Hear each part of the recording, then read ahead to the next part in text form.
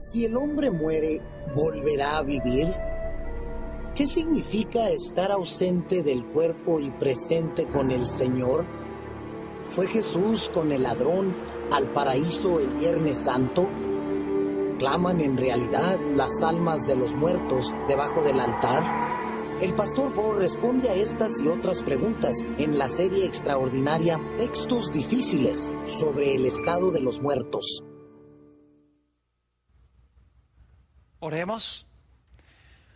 Nuestro Padre y nuestro Dios, te damos gracias por el privilegio de encontrarnos una vez más en este lugar con el único objetivo de abrir tu palabra y escuchar la voz de tu Santo Espíritu hablando a nuestro corazón.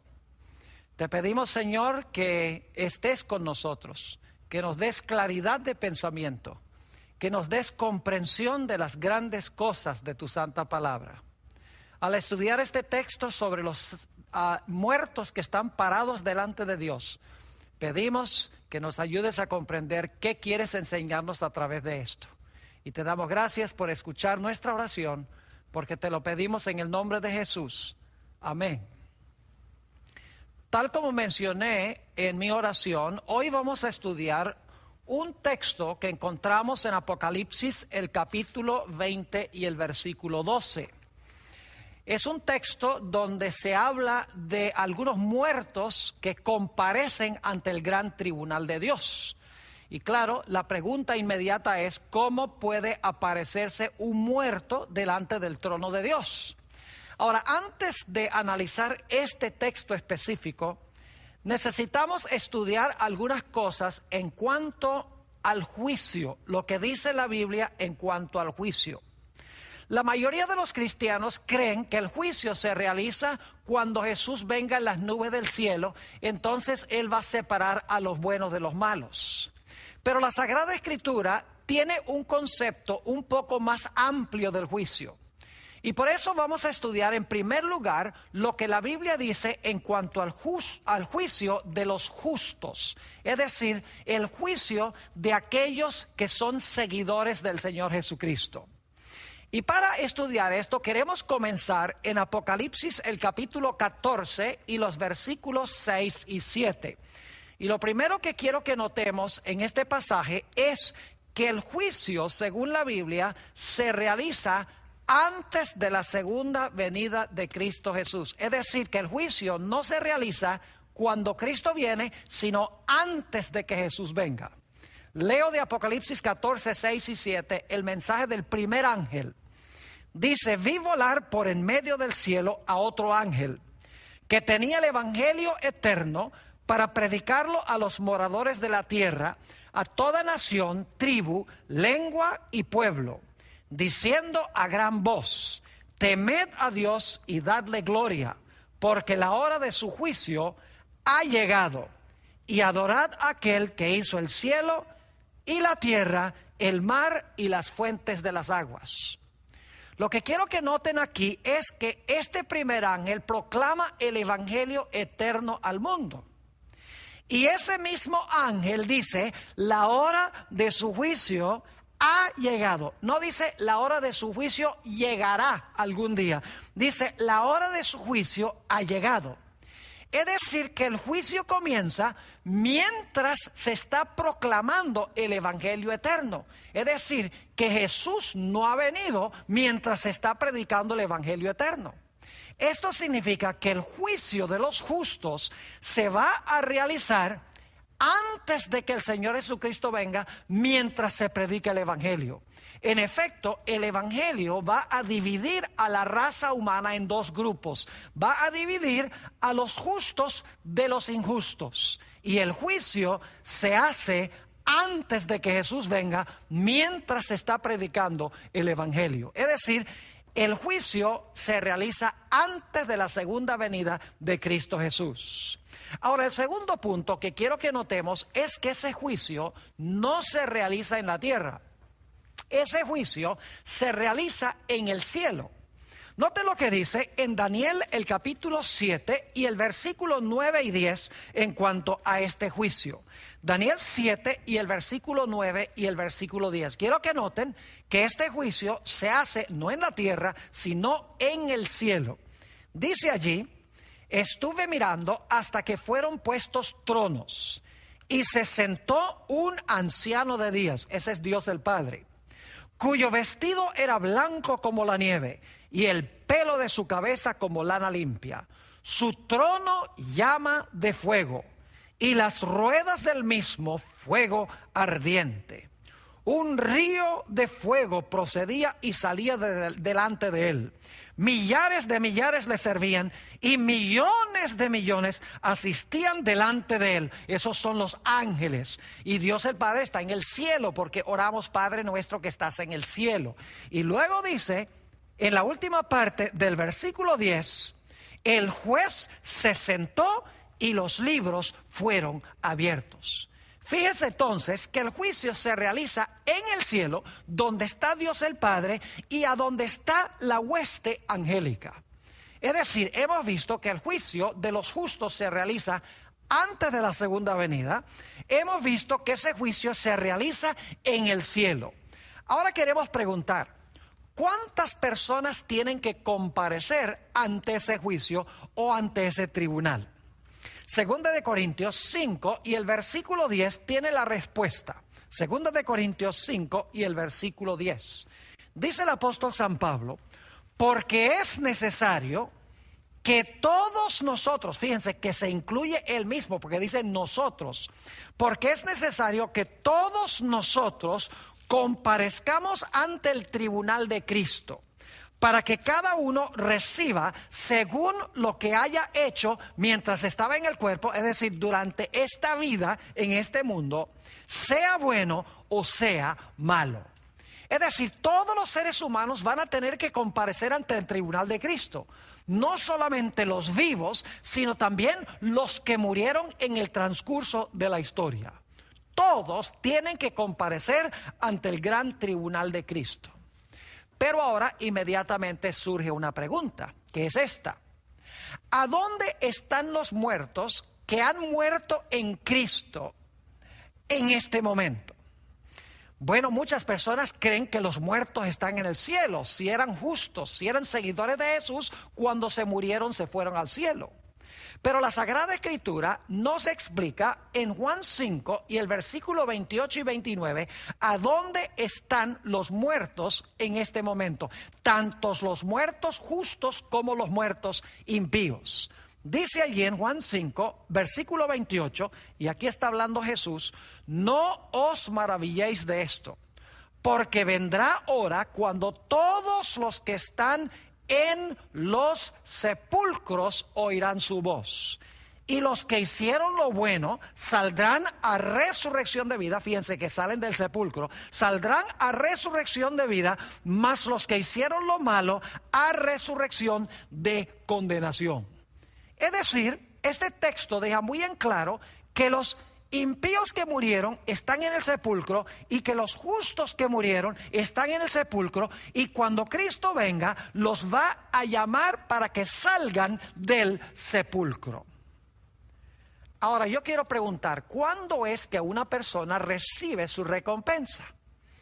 Nuevamente, muchos cristianos hoy en día creen que cuando una persona se muere, si fue buena, si fue justa, el Señor Jesucristo se lo lleva al cielo. En ese caso, la persona fue recompensada en el momento de la muerte.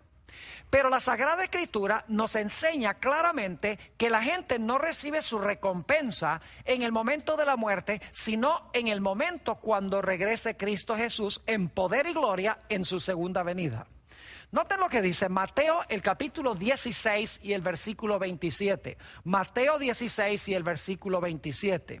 Aquí está hablando Jesús y dice: porque el Hijo del Hombre vendrá en la gloria de su Padre con sus ángeles, y entonces pagará a cada uno conforme a sus obras. ¿Cuándo es que el Señor Jesucristo va a pagar a cada uno conforme a sus obras? No es en el momento cuando una persona muera, sino es cuando Cristo venga en poder y gloria con todos sus santos ángeles. Ahora quiero plantear un pequeño problema. Hemos visto que el juicio se realiza en el cielo. Hemos visto que el juicio se realiza antes de la segunda venida de Jesús. Hemos visto que los justos y los impíos están en el sepulcro ahora y que los justos recibirán su recompensa cuando el Señor Jesucristo regrese en poder y gloria. Ahora mi pregunta es esta: si los impíos y los justos están ahora en el sepulcro, pero van a ser juzgados antes que Cristo venga, pero no resucitan sino hasta que Cristo venga, entonces ¿cómo pueden ellos comparecer ante el gran tribunal de Cristo antes de que el Señor Jesucristo venga? Es decir, ¿cómo es que los muertos en Cristo pueden ser juzgados antes de la segunda venida en el cielo si están muertos en el sepulcro? ¿Cómo pueden comparecer ante el tribunal de Jesús? La respuesta, mis queridos amigos, es muy sencilla. Ellos no aparecen allá en el cielo parados delante de Jesús en persona antes de la segunda venida de Jesús, porque ellos no van a ser llevados allá sino hasta la segunda venida de Jesús. Es decir, que ellos no comparecen allá en el tribunal en persona, sino, como vamos a estudiar, ellos comparecen ante el tribunal de Cristo a través de los registros de sus vidas, porque Dios guarda un registro exacto de cada palabra, cada acción, cada pensamiento, cada sentimiento, cada cosa secreta. Dios tiene una biografía completa de cada uno de nosotros en los registros celestiales, y lo que se examina en el juicio antes que Cristo venga en el cielo, mientras que los justos y los impíos están en los sepulcros, son los registros de su vida. Y entonces cuando Jesús venga, Él va a dar la recompensa de acuerdo a lo que se determinó en el juicio en el cielo antes que Él viniera. Pero nosotros queremos estudiar especialmente no el juicio de los justos, sino que queremos estudiar especialmente el juicio de los impíos. Y para esto quiero que vayamos a Apocalipsis 6 y el versículo 15 hasta el versículo 17. Y hay varias palabras aquí que voy a recalcar. Apocalipsis 6, 15 al 17. Está describiendo la segunda venida de Jesús. Dice: y los reyes de la tierra, y los grandes, los ricos, los capitanes, los poderosos, y todo siervo y todo libre, se escondieron en las cuevas y entre las peñas de los montes, y decían a los montes y a las peñas: caed sobre nosotros y escondednos del rostro de aquel que está sentado sobre el trono y de la ira del Cordero, porque el gran día de su ira ha llegado, y ¿quién podrá sostenerse en pie? Lo que quiero que noten en cuanto a este pasaje es, en primer lugar, que tenemos un gran trono sobre el cual está sentado Dios. En segundo lugar, hay fenómenos en el cielo y en la tierra. Si leen los versículos anteriores van a encontrar que el cielo se enrolla como un libro y hay un terremoto poderoso que sacude la tierra. Ahora quiero que vayamos a Apocalipsis, el capítulo 20 y el versículo 11. Aunque este versículo está al final del libro de Apocalipsis, está describiendo el mismo evento que Apocalipsis 6, 15 al 17. Porque vamos a encontrar que hay un trono blanco y hay fenómenos en el cielo y en la tierra, como leímos en Apocalipsis 6. Dice en Apocalipsis 20 y el versículo 11: y vi un gran trono blanco. Ven, ahí está el trono. Y al que estaba sentado en él, de delante del cual huyeron la tierra y el cielo, y ningún lugar se encontró para ellos. Un trono, fenómenos en el cielo y en la tierra. Es decir, Apocalipsis 6, 15 al 17 está describiendo la segunda venida de Jesús, y Apocalipsis 20 y el versículo 11 está describiendo el mismo evento. Ahora quiero que leamos el versículo que vamos a estudiar especialmente en nuestro tema. Apocalipsis, el capítulo 20 y el versículo 12. Y quiero que noten que este versículo viene inmediatamente después de lo que leímos hace unos momentos, inmediatamente después del texto que habla del trono blanco y los fenómenos en el cielo y en la tierra. Es decir, esto se realiza inmediatamente después de la segunda venida de Jesús. Dice en Apocalipsis 20:12, y vi a los muertos, grandes y pequeños, de pie ante Dios. Esto es después que Cristo venga, según el contexto. Y los libros fueron abiertos. Y otro libro fue abierto, el cual es el libro de la vida, y fueron juzgados los muertos por las cosas que estaban escritas en los libros según sus obras. Nuevamente repito que esto se está realizando después de la segunda venida de Jesús sobre el trono blanco, cuando hay fenómenos en el cielo y en la tierra. Y dice que en este momento Juan vio a los muertos grandes y pequeños que estaban de pie delante de Dios.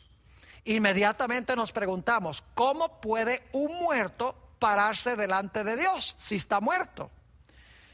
Tenemos tres preguntas que queremos hacerle a este versículo de Apocalipsis 20:12. En primer lugar, ¿cómo puede pararse gente muerta delante de Dios?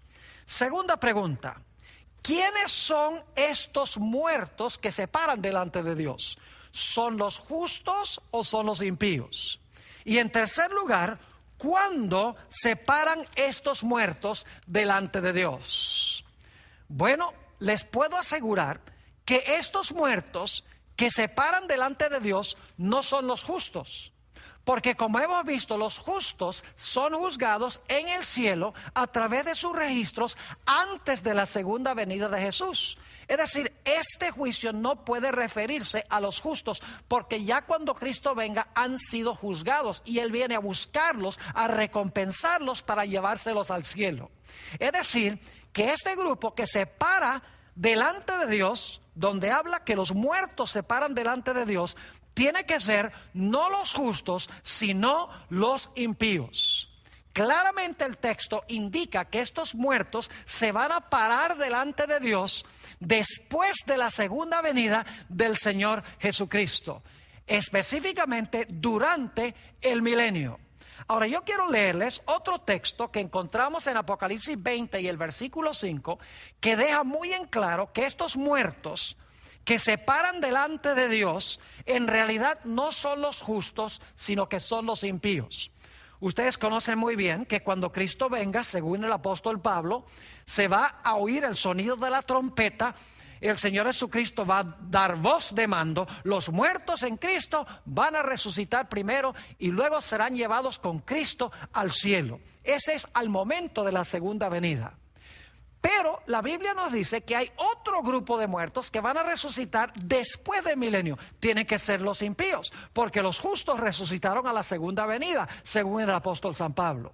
Dice en Apocalipsis 20 y el versículo 5, pero los otros muertos no volvieron a vivir hasta que se cumplieron 1000 años. Ahora inmediatamente nos preguntamos, ¿cómo es posible que estos muertos se hayan parado delante de Dios cuando comenzaron los 1000 años, si nos dice aquí que ellos no resucitaron sino hasta después de los 1000 años? Tiene que ser que pararse delante de Dios, estos muertos, no puede referirse a ellos aparecer personalmente allá, sino que están apareciendo, como veremos, a través de sus registros. Ahora, quiero que notemos que los justos, que son resucitados cuando Jesús venga y serán llevados al cielo al comienzo de los 1000 años, en el cielo van a participar en un juicio en el aspecto de juzgar a los impíos que están muertos durante los 1000 años. Es decir, que los que se quedan muertos durante los 1000 años en la tierra van a comparecer ante el tribunal de Cristo durante los 1000 años, estando muertos, pero no en persona, sino a través de sus registros. Noten Apocalipsis 20 y el versículo 4, a donde se habla de este juicio milenial donde participarán los hijos de Dios. Dice: y vi tronos, y se sentaron sobre ellos los que recibieron la facultad de juzgar. Esos son los justos, es decir, se les da la facultad de juzgar. Tiene que ser juzgar a los impíos, porque Antes de la segunda venida se juzgaron a los justos y fueron llevados al cielo.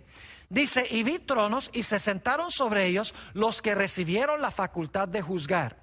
Y vi las almas de los decapitados por causa del testimonio de Jesús y por la palabra de Dios. Los que no habían adorado a la bestia ni a su imagen y que no recibieron la marca en sus frentes ni en sus manos, y ahora escuchen, y vivieron y reinaron con Cristo 1000 años. Estos son los que resucitan cuando Cristo venga, los justos. Van a vivir y a reinar con Cristo 1000 años. Se les va a dar la facultad de juzgar a los otros muertos que han quedado en la tierra, que son los impíos. Es decir, que los impíos muertos van a comparecer ante el tribunal de Cristo, no en persona, sino a través de sus registros. Noten lo que dice el apóstol San Pablo en 1 Corintios 6 y el versículo 1 al 3, demostrando nuevamente que los justos participarán en el juicio de los impíos durante el periodo de los 1000 años. Dice allí el apóstol San Pablo, ¿osa alguno de vosotros, cuando tiene algo contra otro, ir a juicio delante de los injustos y no delante de los santos? ¿O no sabéis que los santos, escuchen bien, han de juzgar al mundo? Fíjense que los santos van a juzgar al mundo. Se les va a dar la capacidad de juzgar a los que aceptaron a Jesús como Salvador y resucitaron a la segunda venida. Irán al cielo, reinarán con Cristo 1000 años y juzgarán a los impíos que se quedaron atrás, muertos. No solamente los justos van a juzgar a los impíos, sino que sigue diciendo el apóstol San Pablo, y si el mundo ha de ser juzgado por vosotros, ¿sois indignos de juzgar cosas muy pequeñas? ¿O no sabéis que hemos de juzgar a los ángeles? ¿Cuánto más las cosas de esta vida? Ahora, cuando el apóstol San Pablo dice que los santos van a juzgar a los ángeles, no puede referirse a los ángeles buenos, porque ellos no necesitan ningún juicio. Ellos son santos, nunca cayeron en pecado. Así que tiene que estar refiriéndose esto a un juicio de los ángeles impíos durante los 1000 años. Quiero que tengan este concepto supremamente claro. Cristo viene en poder y gloria en su segunda venida. Los muertos en Cristo resucitan. Cristo los lleva al cielo por 1000 años. Los impíos quedan en la tierra muertos. Durante los 1000 años, los muertos que están en la tierra aparecen en el juicio a través de sus registros, a través de lo que está escrito en los libros. En esa forma aparecen ellos delante de Dios durante los 1000 años. Y los justos participarán en el juicio de los impíos y también en el juicio de Satanás y sus ángeles, que también estarán atados en la tierra durante los 1000 años. Algunos dirán, ¿cómo sabe usted, Pastor Borg, que esto es lo que va a pasar? Que cuando dice que los muertos se paran delante de Dios, no se paran en persona, sino que se paran a través de sus registros. Mis amigos, la respuesta es clara. La Biblia misma lo dice. Leamos otra vez Apocalipsis 20 y el versículo 12. Dice, y vi a los muertos, grandes y pequeños, delante de Dios, en pie ante Dios.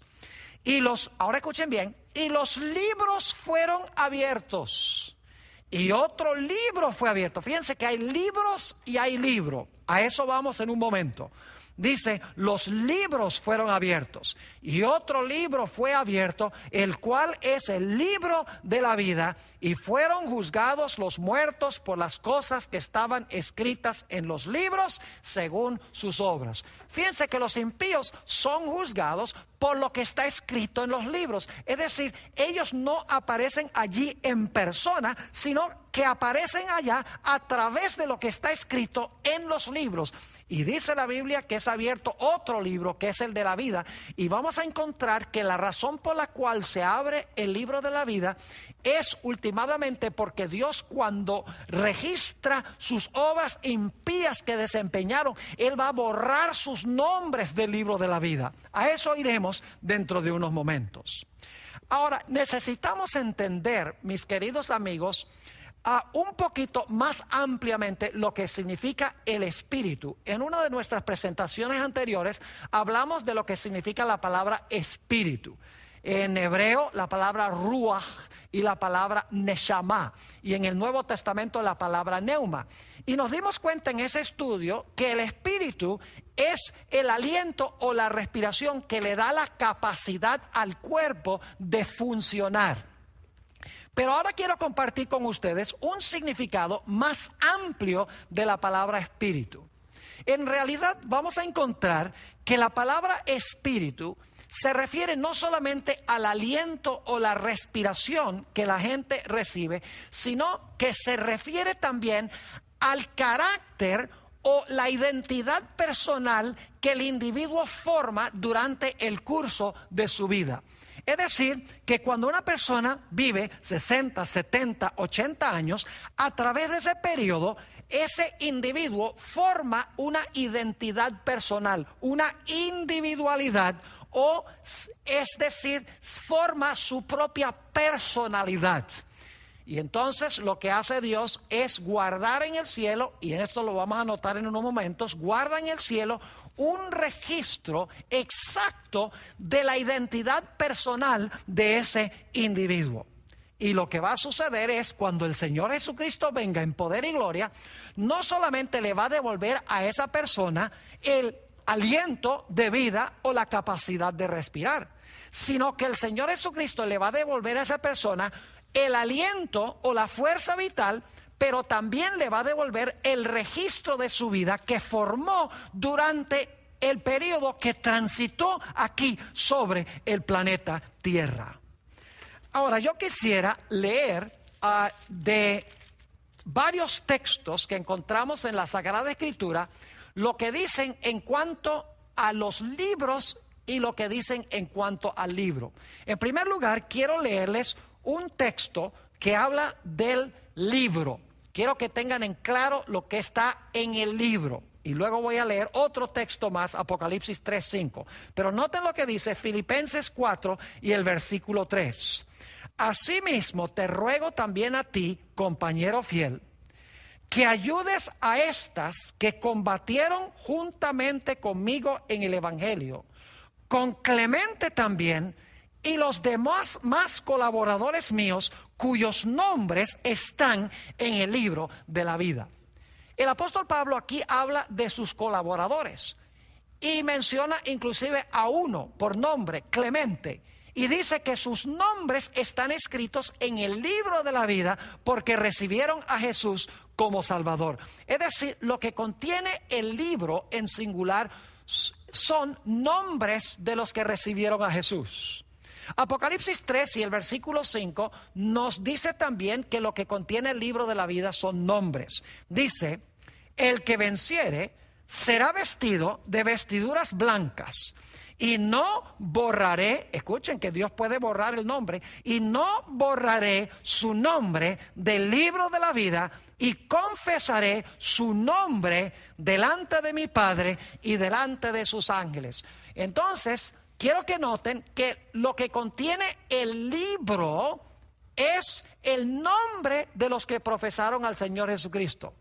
Hemos visto que lo que contienen los libros son las obras o el registro de la vida de la persona. Y lo que va a suceder durante los 1000 años, se van a abrir los libros y el pueblo de Dios, los que se salvaron, van a examinar los registros de los impíos que se quedaron muertos en la tierra. En ese sentido, los impíos comparecen ante el tribunal de Cristo a través de sus registros.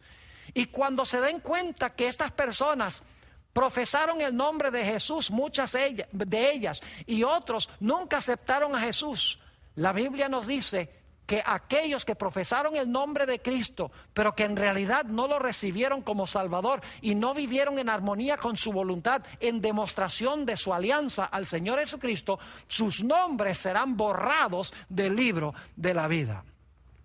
Ahora quiero hablarles un poco más detenidamente de lo que significa el Espíritu. Esto es muy importante. El Espíritu, como les he mencionado, no es solamente la respiración. Sí se usa así en el Antiguo y el Nuevo Testamento, pero tiene un significado más amplio. El Espíritu en realidad es el cúmulo total del registro de la vida mientras transitó sobre esta tierra. Es decir, el Espíritu se compone de las acciones, de los pensamientos, de los sentimientos, de las cosas secretas que la persona pensó, que la persona desempeñó. Es decir, el Espíritu es la biografía completa de la persona. No significa que eso vive o que eso puede cantar o que está consciente en la presencia de Dios. Es sencillamente un registro que Dios guarda allá. Y vamos a encontrar que cuando Cristo venga, el Señor Jesucristo le va a devolver a la gente no solamente el aliento para respirar, sino que va a formar un cuerpo inmortal e incorruptible y le va a devolver a esa persona lo que fue durante su vida. Le va a devolver su individualidad o su personalidad que Dios ha guardado en forma escrita en los libros celestiales. Quiero que notemos algunos textos que hablan del Espíritu en este sentido más amplio. Lucas 8 y el versículo 55. Este texto y su contexto hablan de una pequeña niña que murió y los padres estaban llorando y habían familiares y amigos que también estaban lamentándose. Y la Biblia nos dice que el Señor Jesucristo entró y la resucitó. Y quiero leer específicamente el versículo 55 porque tiene que ver con lo que estamos hablando. Dice allí, hablando de la niña, entonces su espíritu volvió. ¿Captaron eso? No dice volvió el espíritu. Dice, entonces su espíritu volvió. E inmediatamente se levantó y él mandó que se le diese de comer. Yo pregunto, ¿creen ustedes que esta pequeña niña reconocía a sus padres? ¿Creen que se acordaba de sus familiares y de sus amigos y de los eventos de su vida? Claro que sí. Es decir, lo que se le devolvió a la niña no solamente fue la capacidad de respirar, sino que se le devolvió su individualidad, su registro personal, que se usa la palabra espíritu en este contexto, se le devolvió quién era ella junto con la respiración. Notemos otro texto, hablando del martirio de Esteban. Hechos 7 y el versículo 59 y 60 habla del martirio de este gran hombre. Dice en el versículo 59, y apedreaban a Esteban, mientras él invocaba y decía, Señor Jesús, recibe mi espíritu. Lo que está diciendo Esteban no es, mira, recibe mi respiración. Porque en realidad vimos que la respiración de los seres humanos y la respiración de los animales es una misma respiración. La capacidad, la fuerza vital es la misma. Pero cuando una persona vive, forma su propia individualidad o su propia identidad personal que le será devuelta en el momento de la resurrección. Así que Esteban dice, Señor Jesús, recibe mi espíritu. Es decir, mi espíritu significa mi individualidad, mi personalidad. Esteban está diciendo, guarda mi espíritu, guarda mi registro, porque cuando me resucites de los muertos, me vas a devolver el aliento y me vas a devolver también quién fui yo durante mi vida. Sigue diciendo, y puesto de rodillas, clamó a gran voz, Señor, no les tomes en cuenta este pecado. Y habiendo dicho esto, durmió. El tercer ejemplo que quiero dar lo encontramos en Lucas 23 y el versículo 46, hablando de la muerte de Jesús. Dice, entonces Jesús, clamando a gran voz, dijo, Padre, y ahora escuchen bien, Padre, en tus manos encomiendo mi espíritu. Noten que no dice en ninguno de estos textos el espíritu. Dice, en tus manos encomiendo mi espíritu. Jesús está diciendo, encomiendo mi existencia. ¿Quién soy yo? Mi identidad personal, mi individualidad, mi personalidad, el registro de mi vida. Es lo que yo quiero que tú guardes. En tus manos encomiendo mi espíritu. Y habiendo dicho esto, expiró. Yo quiero preguntarles, cuando el Señor Jesucristo resucitó de los muertos el tercer día, ¿quién resucitó? ¿Era el mismo Jesús que había hecho milagros y que había caminado con los discípulos y había enseñado grandes cosas? ¿Ustedes creen que Jesús se acordaba de sus discípulos y se acordaba de los eventos de su vida? Lógicamente que sí. Es decir, lo que se le devolvió a Jesús en el momento de la resurrección no fue solamente la capacidad de respirar, sino que se le devolvió la identidad personal, la individualidad, el registro de su vida que su padre había guardado en forma escrita en los registros celestiales. Este fenómeno es muy interesante notar cómo el apóstol Pablo lo captó. Queremos comparar dos despedidas del apóstol Pablo en dos diferentes epístolas, y quiero que noten la diferencia entre una epístola, Primera de Tesalonicenses, y la epístola de los Gálatas. Primero, Primera de Tesalonicenses 5 y el versículo 28. Escuchen con cuidado. La gracia de nuestro Señor Jesucristo sea con vosotros. Amén. En Primera de Tesalonicenses dice: la gracia del Señor Jesucristo esté con vosotros. Pero noten Gálatas 6 y el versículo 18. Hermanos, la gracia de nuestro Señor Jesucristo sea con vuestro espíritu. Amén. Es decir, vuestro espíritu son ellos. El espíritu es quién fueron ellos durante el transcurso de su vida. Ahora, quiero decirles que fuera de la Biblia solamente he encontrado una autora que ha captado claramente lo que estoy compartiendo con ustedes en este tema. La idea de que el espíritu es la respiración, cómo no, pero es la respiración junto con el registro de la vida que recibe la persona en el momento de la resurrección. Esta cita, escrita por Elena G. de White, se halla registrada en el Comentario Bíblico Adventista, tomo 6, página 1092 y 1093. Fíjense qué profundo esto. Dice la autora: nuestra identidad personal quedará preservada en la resurrección. ¿Qué se preserva en la resurrección? Dice ella, nuestra identidad personal quedará preservada en la resurrección, aunque no sean las mismas partículas de material ni la sustancia material que fue a la tumba. Las maravillosas obras de Dios son un misterio para el hombre. Y ahora escuchen lo que dice. El espíritu, el carácter del hombre, vuelve a Dios para ser preservado allí. Así que cuando la Biblia dice que el espíritu vuelve a Dios quien lo dio, no significa solamente la respiración, sino que significa que a medida que nosotros vivimos, el registro de nuestra vida está regresando a Dios, y cuando morimos se acaba el registro y Dios pone al final del libro el fin y cierra el libro hasta el momento de la resurrección. Es decir, ella dice el espíritu, el carácter del hombre, y el carácter es lo que somos nosotros, nuestros pensamientos, nuestros sentimientos, nuestras acciones, nuestras emociones, nuestras cosas secretas. El carácter es lo que nosotros somos. Sigue diciendo, en la resurrección, cada hombre tendrá su propio carácter. A su debido tiempo Dios llamará a los muertos, dándoles de nuevo el aliento de vida y ordenando a los huesos secos que vivan. Saldrá la misma forma, pero estará libre de enfermedades y de todo defecto. Vive otra vez con los mismos rasgos individuales, de modo que el amigo reconocerá al amigo.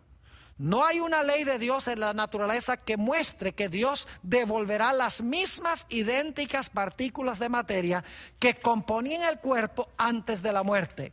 Dios dará a los justos muertos un cuerpo que sea del agrado de Él.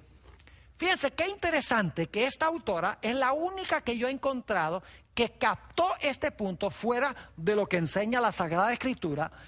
Este punto de que en realidad el espíritu sí es la respiración, la fuerza vital, pero una vez que una persona vive y escribe su historia personal, Dios guarda eso en el cielo para que en la resurrección le devuelva lo que la persona fue en vida y la fuerza vital para continuar viviendo. Es decir, que cuando yo resucite, si llegase a morir antes que Jesús venga, yo voy a resucitar Esteban Bor y yo voy a reconocer a mis amigos y voy a reconocer a mis familiares, porque Dios me va a devolver quién fui yo junto con la respiración.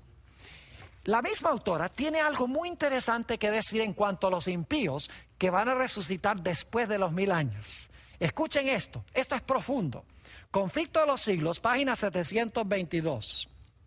Hablando de los que están fuera de la ciudad, declara: allí hay reyes y generales que conquistaron naciones, hombres valientes que nunca perdieron una batalla, guerreros soberbios y ambiciosos, cuya venida hacía temblar reinos. Ahora escuchen, la muerte no los cambió.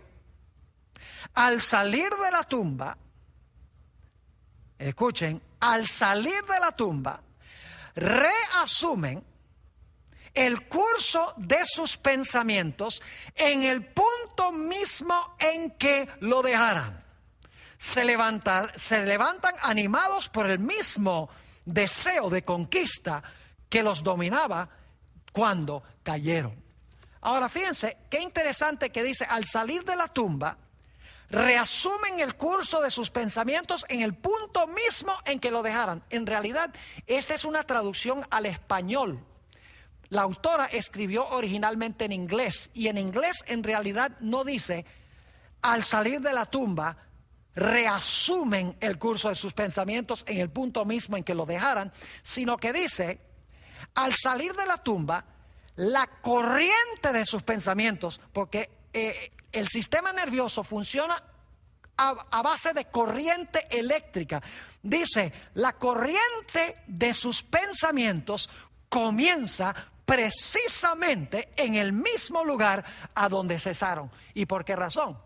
Porque cuando Dios resucite a los impíos, no solo les va a devolver la respiración, sino que les va a devolver la identidad personal que estaba registrada en los libros celestiales sin faltar un solo detalle. Permítame darles un ejemplo para que podamos entender un poco mejor. Supongamos que ustedes se compran una cámara de video y un día tienen una salida familiar, un paseo con la familia, se llevan la cámara de video y allí filman a los niños jugando en el río y filman mientras están comiendo y todos los eventos donde está gozando la familia en esta salida. Ahora supongamos que esa cámara de video ustedes la guardan y esa cámara de video pasa 5 años guardada en el mismo lugar a donde cesó de grabarse esa actividad familiar. 5 años más tarde, la persona se acuerda de que tiene la cámara de video, la saca y entonces empieza a filmar de nuevo. Yo pregunto, ¿la cámara de video comienza a grabar a donde dejó de grabar? Claro que sí. En el periodo interino han pasado 5 años, pero en el video es como si no hubiera pasado nada, porque un evento cesa y luego inmediatamente comienza el siguiente evento. Asimismo sucede con los impíos cuando resuciten. Ellos murieron, cesó el video. Y entonces después del milenio, cuando Dios los resucite, van a comenzar de nuevo a donde dejaron cuando se murieron. Han pasado 1000 años entre un evento y el otro, pero no aparece en el video porque la Biblia dice que han estado inconscientes, no han alabado a Dios, no han sabido nada, porque la Biblia dice que los muertos nada saben. Ahora, hay un pasaje muy interesante que quiero analizar antes de terminar nuestro tema. Y este pasaje se encuentra en Hebreos 12 y el versículo 22 al 24. Hebreos 12, 22 al 24, donde se usa la expresión los espíritus de los justos hechos perfectos. Y muchos usan este texto para decir, nosotros nos hemos acercado allá a los espíritus de los justos hechos perfectos. Y hablan de los espíritus como si fueran unos fantasmas desencarnados o un alma que salió del cuerpo para estar ahí en el cielo con el Señor. Quiero leer el pasaje y luego, a la luz de lo que hemos estudiado, quiero explicarles lo que el pasaje realmente significa. Hebreos 12 y el versículo 22 al 24. El apóstol Pablo dice a los fieles de los hebreos a quienes les está escribiendo, sino que os habéis acercado al monte de Sión, a la ciudad del Dios vivo. No han llegado allá todavía, pero se han acercado, dice, a la ciudad del Dios vivo, Jerusalén la celestial, a la compañía de muchos millares de ángeles, a la congregación de los primogénitos que están inscritos en los cielos, a Dios el juez de todos, y ahora escuchen bien, a los espíritus de los justos hechos perfectos, a Jesús el mediador del nuevo pacto y a la sangre rociada que habla mejor que la de Abel. ¿Quiénes son estos espíritus de los justos hechos perfectos? ¿Qué significa eso, hechos perfectos? Yo les voy a demostrar ahora bíblicamente que estos individuos, estos espíritus de los justos hechos perfectos, se refiere a todos los que vivieron en el Antiguo Testamento antes que Jesús viniera a morir en la cruz del Calvario para pagar legalmente por el pecado. Noten Hebreos 11 y el versículo 39 y 40. Hebreos 11 y el versículo 39 y 40. Hablando de los héroes del Antiguo Testamento, después de mencionar los nombres, empezando desde Abel hasta los días de Jesús, todos los grandes héroes de la fe, dice, y todos estos, aunque alcanzaron buen testimonio mediante la fe, no recibieron lo prometido. Es decir, la promesa del Mesías no vino en los días de ellos. Dice, proveyendo Dios alguna cosa mejor para nosotros, mejor que la que tuvieron ellos, para que no fuesen, ahora escuchen bien, para que no fuesen ellos perfeccionados aparte de nosotros. Es decir, que esa gente no podía ser perfeccionada aparte de los que vivían en los días de Pablo después de la muerte de Cristo. Ahora necesitamos entender que aquí no está hablando de perfección moral, ni tampoco está hablando aquí de que una persona debe ganar la victoria sobre el pecado. La Biblia en otras partes habla de eso. Lo que quiere decir aquí cuando dice que ellos no fueron perfeccionados aparte de nosotros no perfeccionamos a nadie, es que los que vivían en los días del apóstol San Pablo estaban viviendo en el tiempo del cumplimiento de la promesa. Cristo había muerto en la cruz. Legalmente no solamente había salvado a las personas que vivían en los días del apóstol Pablo, sino que también pagó legalmente por su muerte en la cruz por los pecados de todos aquellos que habían muerto en el Antiguo Testamento. Perfeccionó sus espíritus, por así decirlo. Pudo ahora limpiar sus registros en el cielo, poner legalmente al lado de todos sus pecados en su registro personal, perdonado, porque ellos habían recibido a base del sistema ceremonial del Antiguo Testamento a Cristo por fe en la promesa de su muerte en la cruz. Es decir, que esos espíritus no eran espíritus desencarnados o fantasmas o un alma que había salido del cuerpo que andaban por allí andando hasta que Cristo viniera. No, los espíritus de los justos hechos perfectos sencillamente significa aquellas personas que sus registros no tenían el perdón legal del pecado porque Jesús todavía no había muerto legalmente para pagar por esos pecados en la cruz. Pero cuando Jesús murió, todos esos pecados que estaban en los registros, ahora se podía decir, están legalmente perdonados porque el sacrificio ha sido ofrecido. Alguno dirá, ¿será correcta esta interpretación del pastor Bor? Vamos a leer algunos otros textos de Hebreos que hablan sobre este asunto de perfeccionar. Hebreos el capítulo 7 y el versículo 19 está hablando del sistema de ceremonias y sacrificios del Antiguo Testamento.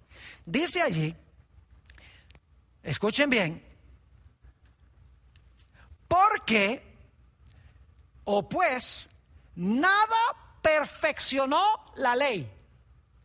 Y está hablando aquí no de los 10 mandamientos, está hablando de la ley ceremonial, de la ley de sacrificios. Dice, la ley no perfeccionó nada. Porque en realidad la sangre de toros y de machos cabríos no podía legalmente quitar el pecado. Dice, porque la ley nada perfeccionó. Y de la introducción de una mejor esperanza por la cual nos acercamos a Dios. Es decir, Pablo está diciendo, ahora tenemos una mejor esperanza que la que tenían los que vivieron bajo la ley. Porque bajo la ley no perfeccionaba a nadie. Es decir, la ley ceremonial de sacrificios no perdonaba legalmente el pecado. Dice, pero nosotros tenemos ahora algo mejor. Porque sí, nuestros registros tienen perdón legalmente porque Cristo ha muerto en la cruz. Noten Hebreos el capítulo 10 y el versículo 1, la misma idea. Porque la ley hablando nuevamente de la ley de ceremonias y ritos, no está hablando de los 10 mandamientos en el contexto, porque la ley, teniendo la sombra de los bienes venideros, fíjense que lo que tenía era una sombra de lo que iba a venir, no la imagen misma de las cosas, nunca puede, esa ley ceremonial de sacrificios dice, nunca puede, por los mismos sacrificios que se ofrecen continuamente cada año, hacer perfectos a los que se acercan. Es decir, que esa ley ceremonial no podía en realidad legalmente perdonar el pecado, porque la sangre de toros y machos cabríos no puede perdonar el pecado. Es decir, que los espíritus de los justos hechos perfectos fueron hechos perfectos cuando Jesús murió en la cruz. Es decir, en los registros donde aparecían todos sus pecados en los libros, ahora se podía escribir allí legalmente perdonado porque Cristo ha muerto en la cruz del Calvario. Noten Hebreos 10 y el versículo 14. Porque con una sola ofrenda hizo perfectos para siempre a los santificados. Fíjese que fue la muerte de Jesús, su ofrenda en sacrificio, lo que trajo la perfección en el registro de aquellos que habían recibido a Jesús por fe en el periodo del Antiguo Testamento. Ahora, permítame ilustrar un poco mejor lo que quiero decir. Posiblemente muchos de los que están viendo este programa saben usar una computadora. Es una gran ilustración que Dios ha dado para que podamos entender este tema. Ustedes saben que una computadora tiene, o está compuesto, mejor dicho, de materia, es un objeto material. Y la computadora tiene también un cerebro. Pero para que la computadora pueda funcionar, es necesario que esa computadora se enchufe a una fuente eléctrica.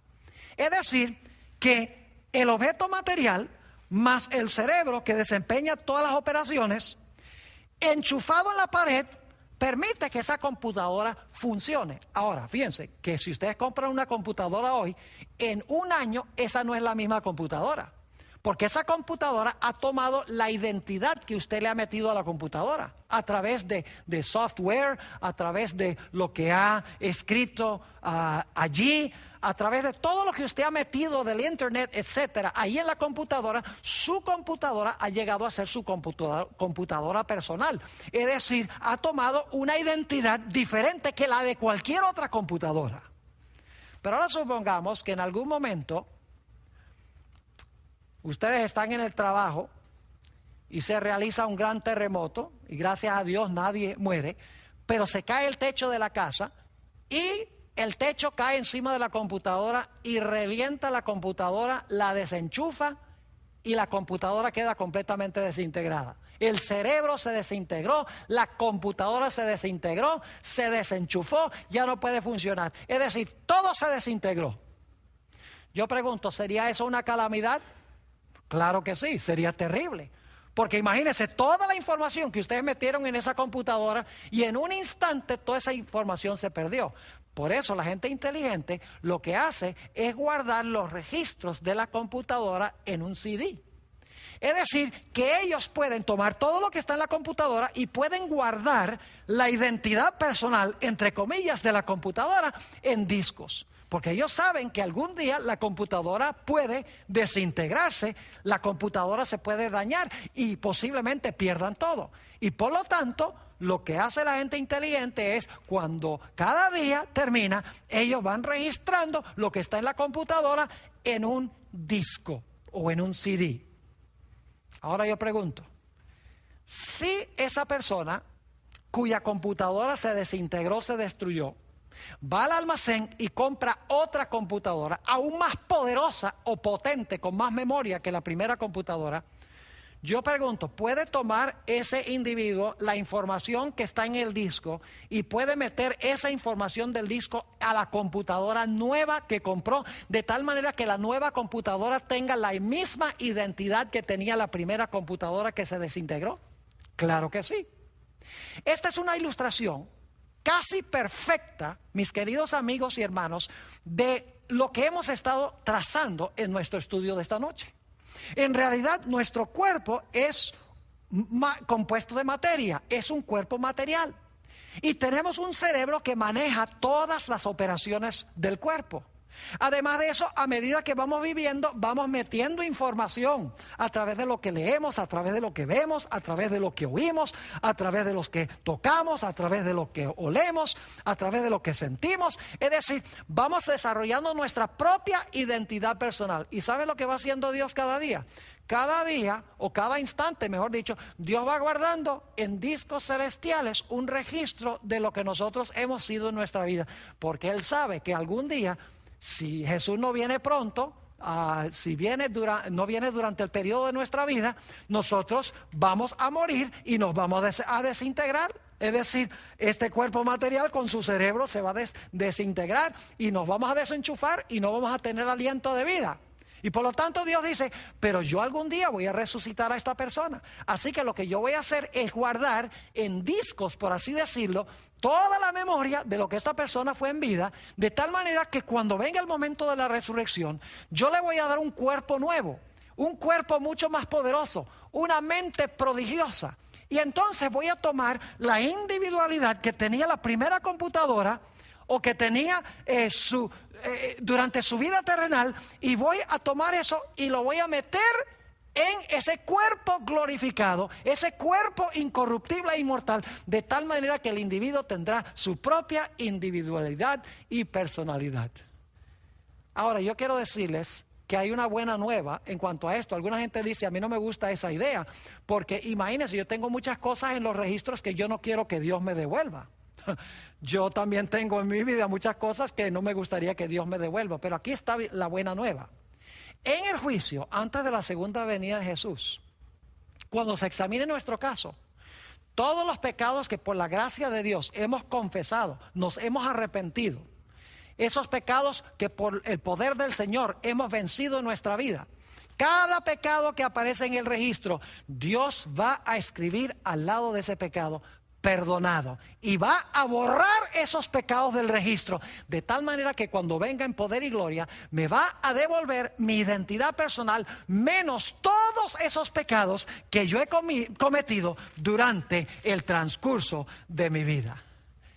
Es decir, que lo que Dios quiere es que nosotros ahora le entreguemos nuestra vida a Jesús, que nos arrepintamos del pecado, que confesemos nuestro pecado, y Él va a escribir al lado de esos pecados, perdonado. Y cuando nuestros registros aparezcan en el santuario, cuando se examine nuestro caso, Jesús va a decir, todos estos pecados que están escritos aquí, también está al lado del pecado perdonado por mi sangre. Este es un espíritu, por así decirlo, que ha sido perfeccionado por mi sangre. Así que borremos esos pecados de los registros. Y cuando Jesús venga en poder y gloria, si yo llegase a morir antes que Él venga, me va a devolver mi identidad personal, menos todos esos pecados. Mis queridos amigos, ojalá que aceptes a Cristo Jesús como tu Salvador personal.